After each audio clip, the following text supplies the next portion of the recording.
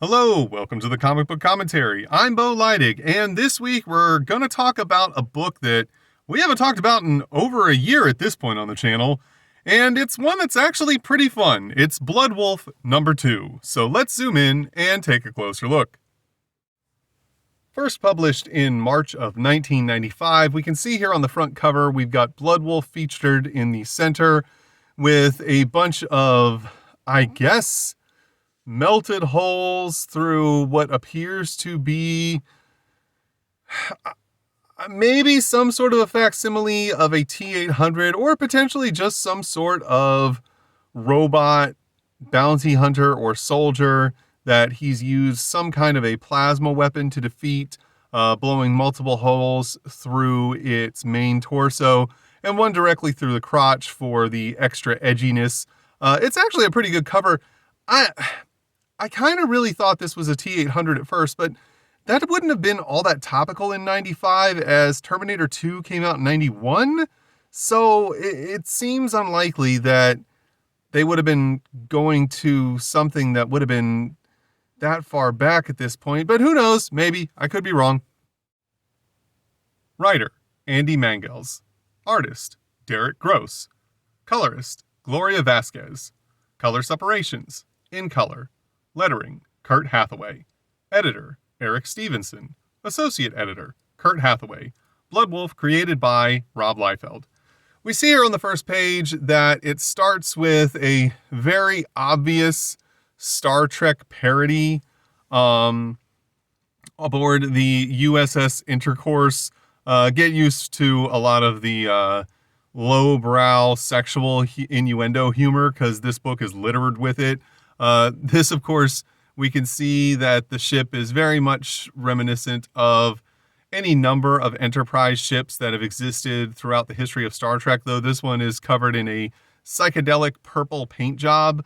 Inside, we are shown the captain's log of one Captain Trebek as he speaks about them coming out of hyperspace, or not hyperspace, warp, because it's Star Trek, and that they are dealing with a problem on board the ship that they planned on handling themselves. However, it seems to be getting out of control when his log is cut off as their ship is cut off by none other than Blood Wulf and Smood and Oi, the droid robot, and also the head of Odo, who we saw die in the previous issue as his body exploded due to the pressures of space, and Blood Wulf not realizing that his ship needed a canopy to protect people that don't have the same powers as him. We then see that Blood Wulf was in fact traveling to the Deep Thrust 9 space station, because the issue is titled The Next Penetration. As I stated before, lots of lowbrow sexual innuendo humor. Also, we see that the space station is portrayed as being somewhat of an outer space Las Vegas or Reno, Nevada, with all sorts of gambling and prostitution abound and strip clubs and what have you. And also, it's a reasonable facsimile of the Deep Space Nine space station from Star Trek. However, it is also different enough that it's not going to get them in any kind of like legal trouble for being a direct copy. But you know, you can see what they're getting at. As we then enter one of the launch bays, we see that Blood Wulf is landing inside when he is approached by a woman with a clipboard who begins to ask him if he has, and he cuts her off, stating that he has no clearance and that it's because people generally don't ask him for explanations about his actions, and the ones who do live to regret it.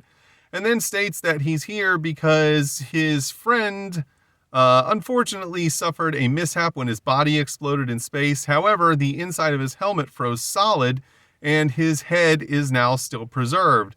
So he's looking for a doctor that can potentially save his friend's head. The woman then interjects, stating that she wasn't going to ask at all if he had clearance, but if he had any desires, as the space station itself serves as somewhat of a pleasure palace, if you will, where their whole goal is to essentially just meet all the desires of the patrons who have shown up with whatever types of alcohol or sexual gratification or gambling or what have you, as long as it's legal within the 9 systems.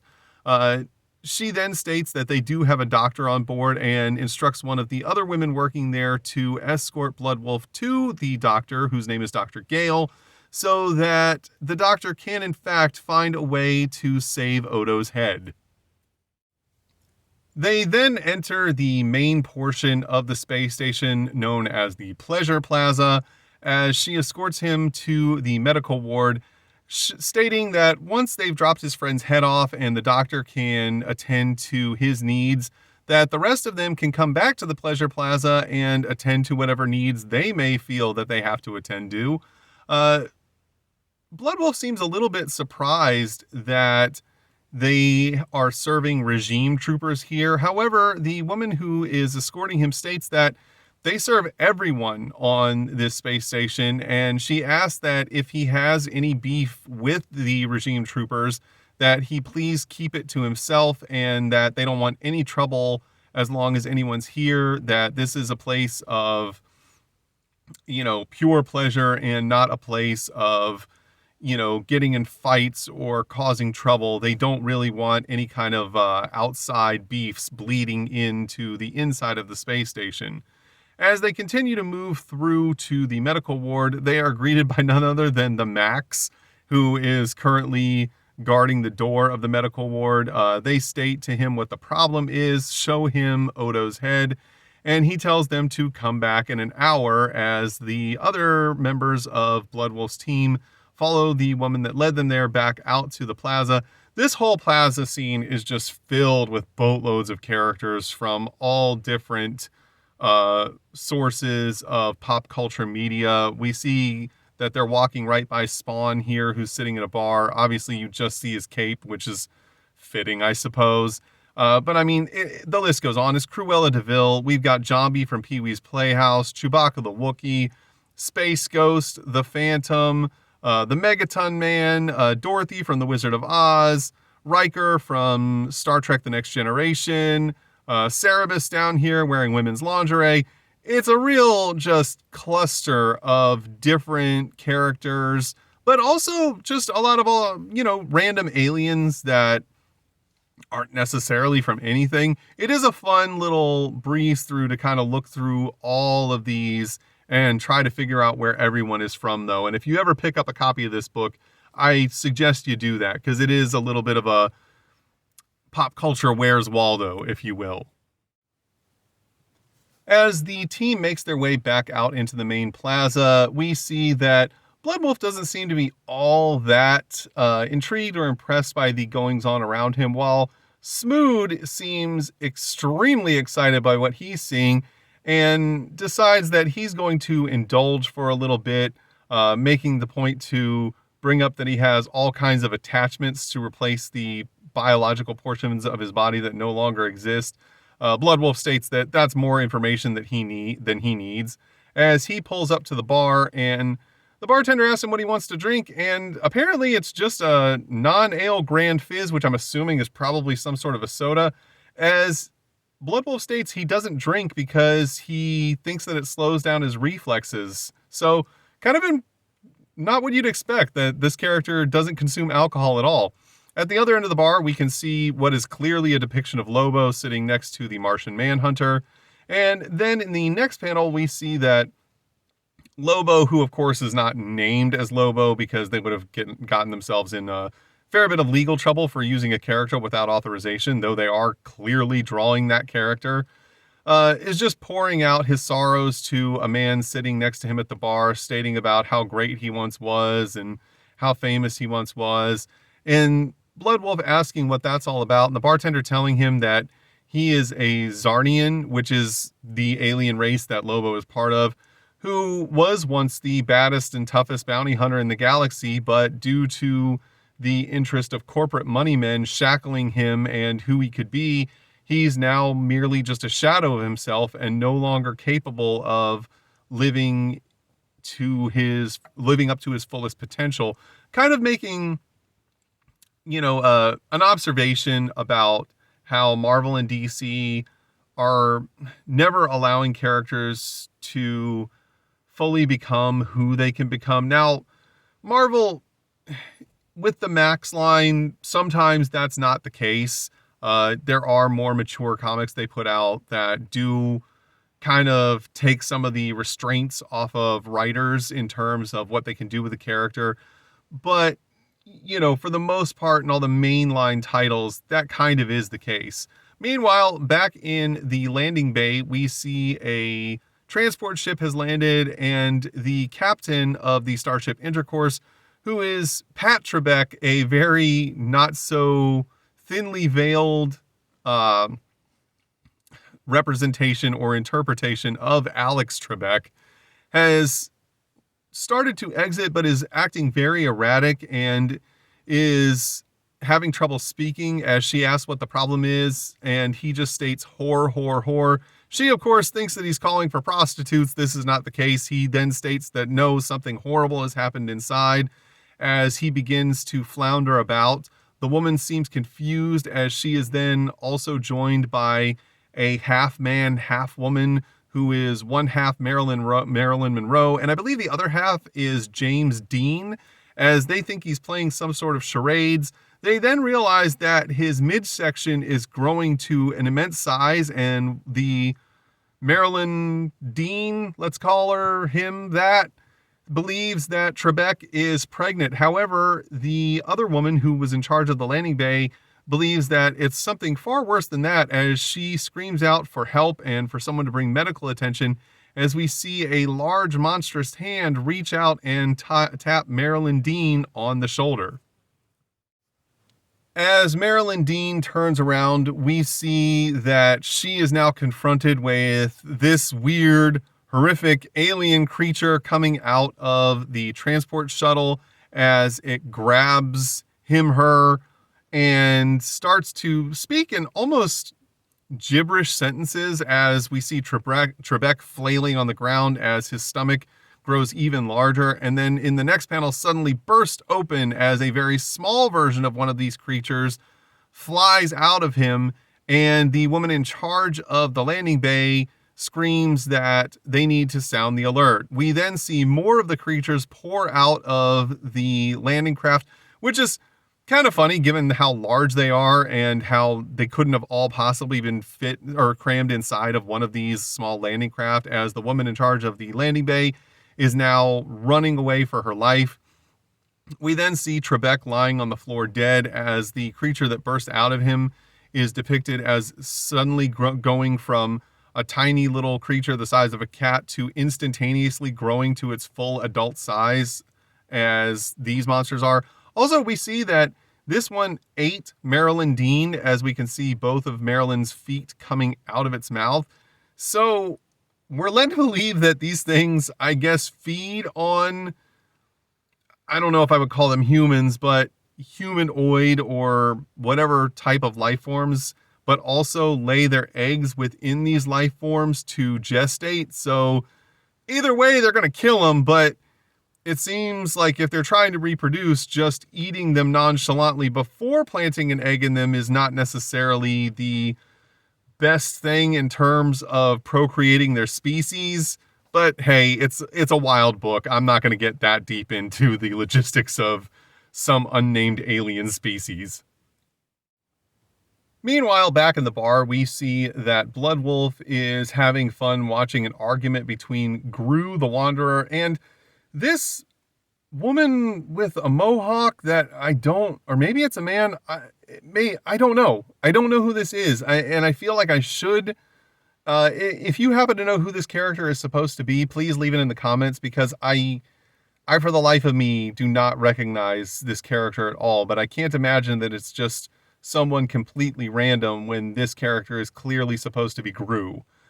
He is then tapped on the shoulder, and we see that Odo has returned with a brand new body, dressed as some sort of male exotic dancer, and he's quite angry at Blood Wulf for not telling him that there was no canopy, explaining how much it hurt to have his body explode underneath his head, and asks Blood Wulf if he has any idea how that feels. Blood Wulf, however, casually says no and, does sort of apologize, but also states that because his body is protected by some sort of field or something, and that's the way that he states it. He states it as some kind of field or something, that he often forgets that this is not something that all people have, and it just kind of slipped his mind that he might need to make sure that he was protecting Odo from dying in the vacuums of space.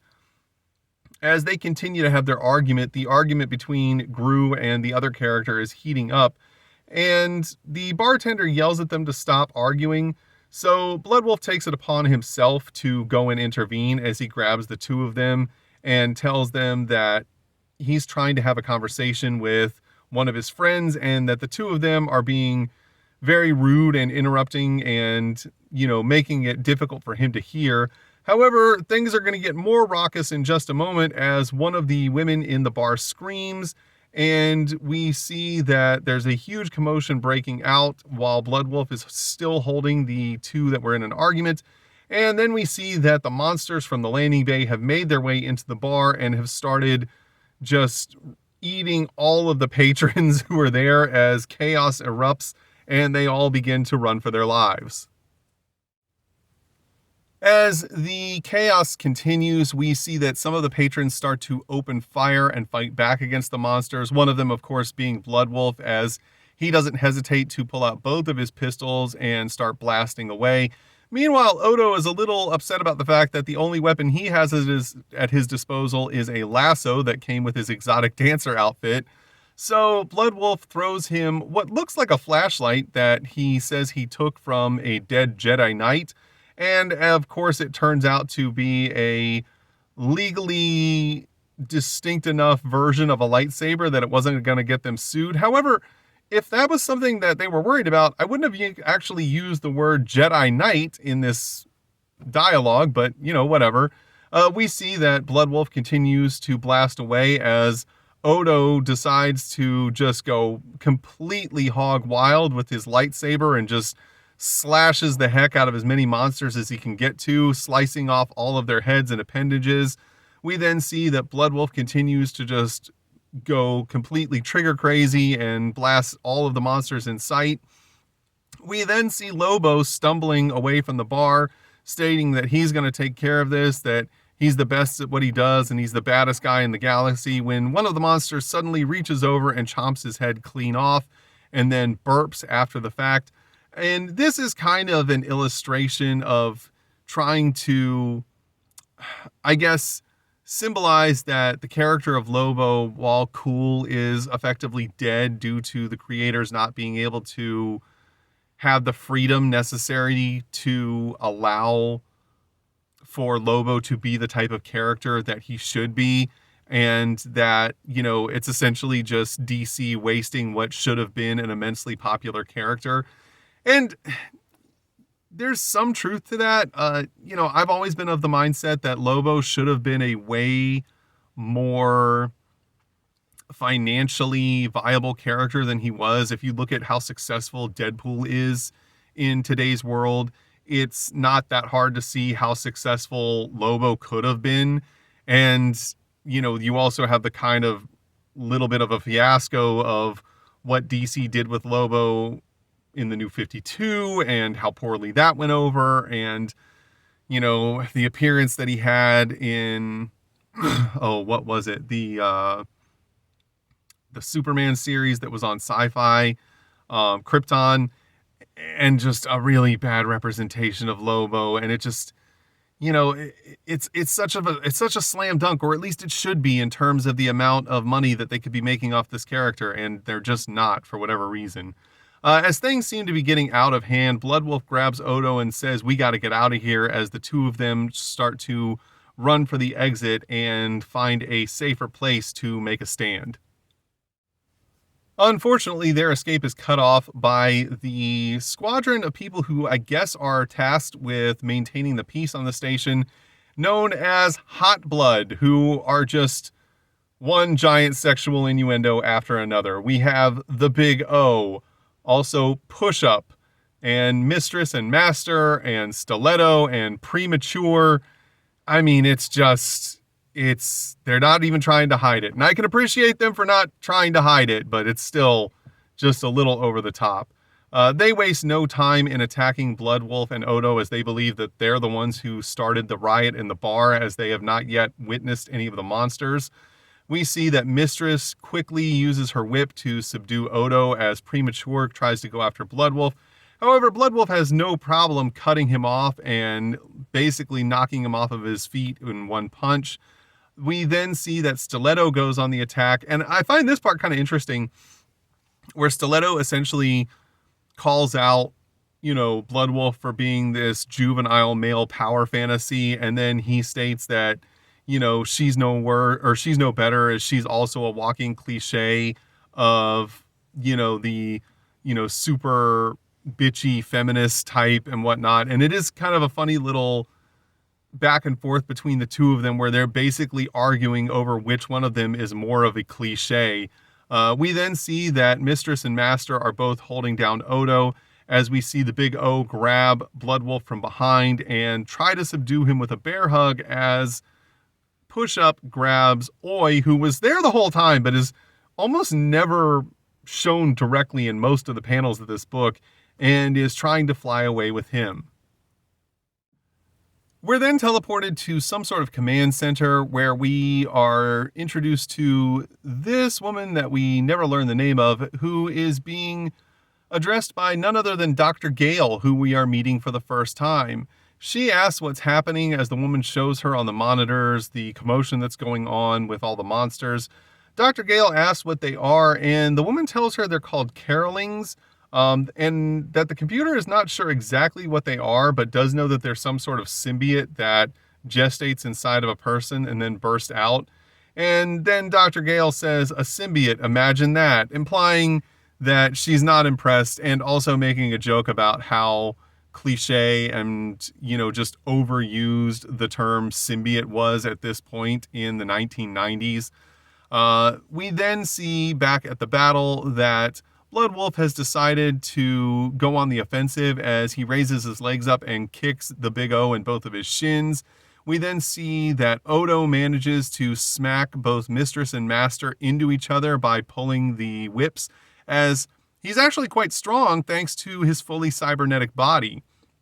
We see Blood Wulf then turn around and poke the Big O in both of his eyes, as the two of them state that, this needs to end, that Hot Blood is going after the wrong people because they're not the ones who caused this problem, and that they need to regroup and join forces to fight against the monsters who are posing the real threat to the space station, as we see a large shadow of one of said monsters creeping up behind Blood Wulf, as the members of Hot Blood seem to be a little bit less enthusiastic about having to deal with the problem that is really plaguing the station.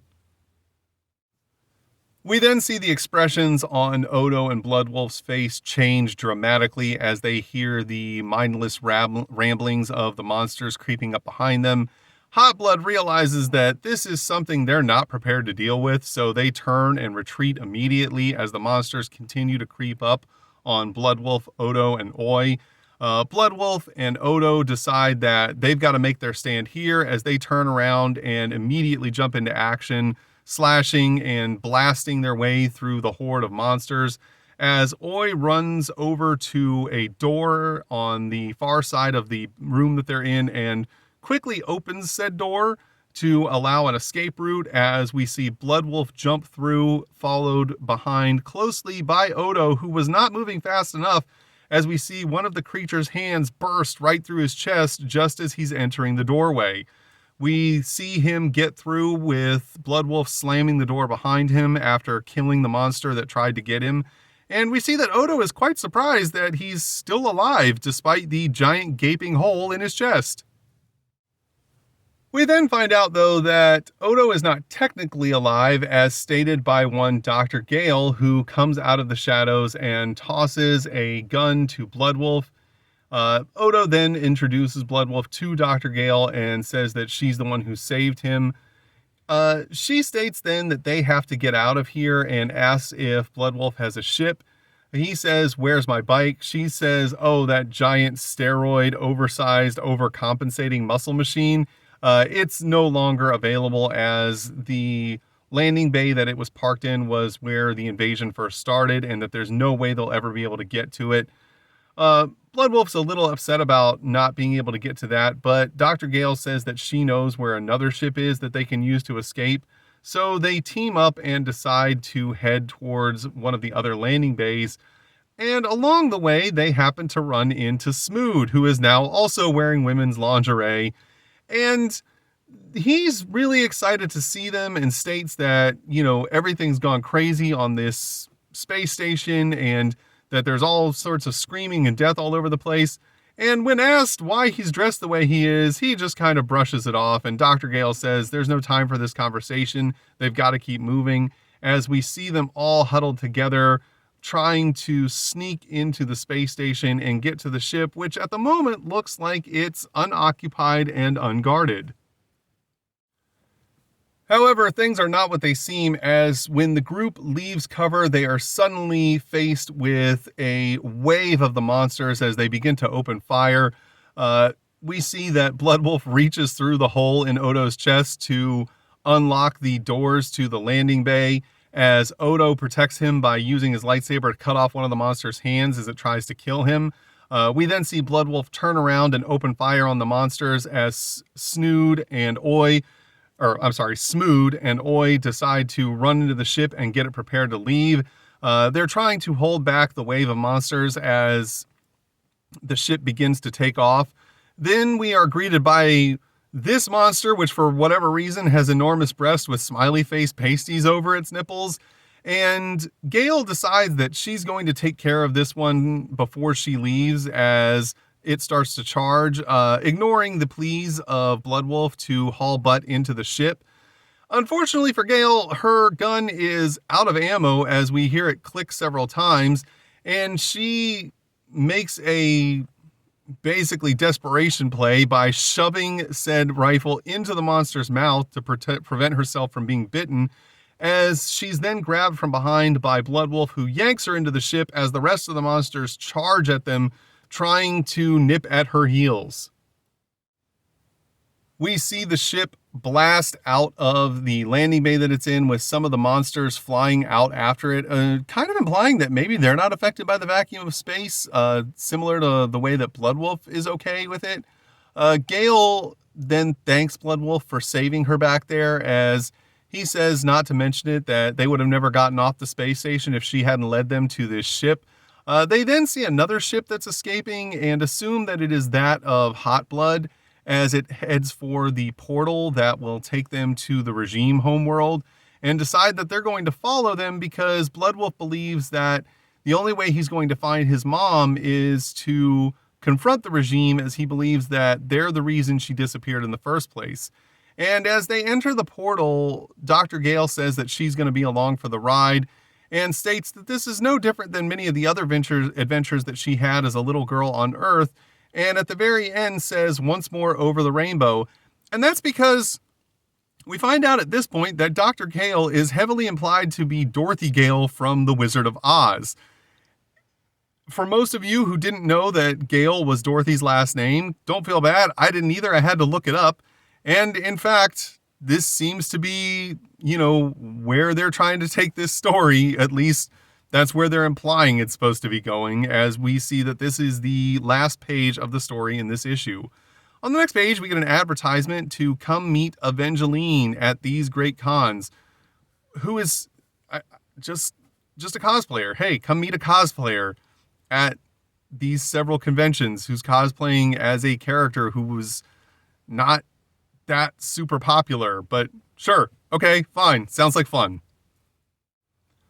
On the next page, we get a few blurbs about the goings-on of different members of Extreme Studios. The first picture here, we see Frank Miller, Rob Liefeld, and Dan Fraga all making an appearance at a comic book store. Beneath that, we see an appearance being made by Danny Miki and Marlo Alqueza. If I'm saying that wrong, I apologize. There's also Spotlight on Prophet. I have not made any videos about the ongoing Prophet series yet. I will in the future. However, if you'd like to know about the first appearance of Prophet, you can check out my video on Youngblood number 2.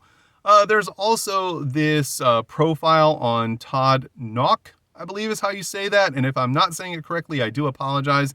This is a cool little just, blurb about his likes and dislikes and how he got into comics. It was a cool little thing to include, and I don't know if this gets included in a lot of the Extreme Studios titles, but I kind of hope that it does, because it would have been nice to get little tidbits about the creators involved in these books. On the next page, we get an advertisement for Todd Toys. Yes, some of you may not realize that McFarlane Toys originally started out under the moniker of Todd Toys, as we see different figures of Commando Spawn and Mabalja and Angela and Chapel, Badrock and Pilot Spawn, a lot of different weird versions of Spawn that got made into toys but never appeared in any of those, roles or costumes in any of the issues of Spawn. And on the next page, we get an advertisement for the Violator versus Badrock miniseries, which I have not done any videos yet on the channel of this miniseries, but I will, because I do have this miniseries. I'm just going to wait until the point where it kind of fits into the mainline story of Spawn, which I don't remember. I want to say this one even doesn't directly tie into the mainline Spawn story, but there is a point where it feels like it kind of fits in, if I recall correctly. I'll have to go through it and kind of figure out where it's supposed to show up exactly. On the next page, we see this vertical fold-out ad for the Badrock solo series, which I do not have a lot of issues for, but when I get to the point where this branches out from the mainline Youngblood series, I will do a video on it. Actually, this isn't the worst drawing of Badrock that I think I've ever seen Rob Liefeld do. I mean, obviously, he's once again just completely made up the anatomy of abdominal muscles, but overall the proportions of Badrock here don't look awful. It's one of those things where, like, when Rob really wants to sit down and focus on what he's drawing, he can do better than when he's just rushed and just kind of throwing caution to the wind in terms of anatomy. On the final page of the book, we get an advertisement for Newman, and I don't think I have a single issue of Newman. I'm going to have to try and find some, just because I am sort of interested in what this comic was about and would like to do some videos on it, since it's probably one of the lesser known titles from Extreme Studios. I don't recall this lasting all that long or being very popular, but, like I said, if I come across some of these in some back issue boxes, I'll definitely get them just so I can do some videos on them. And on the reverse inside cover, we get a cutout mail away for the 1994 Fan Awards from Comics Buyer's Guide. Again, I mean, I hate the fact that you legitimately have to destroy your comic book to cut this out and mail it away to tell,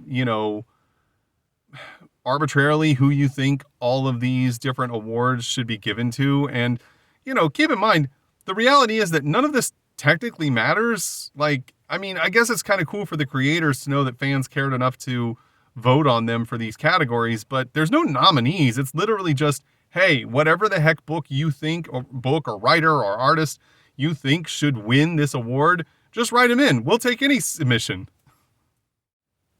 And that was Blood Wulf number 2. Overall, I do like this book. I mean, if you can get past the incredibly juvenile, overt sexual humor of it, and just enjoy it for the wild ride that it is, it's actually a pretty fun read, and it does make a few, I guess, rather astute points in terms of trying to show that very often DC and Marvel have a tendency to hamstring the creators who work for them into keeping it in a type of PG-13 box to make it appeal to the largest possible demographic, so that, in their minds, they can make it more marketable.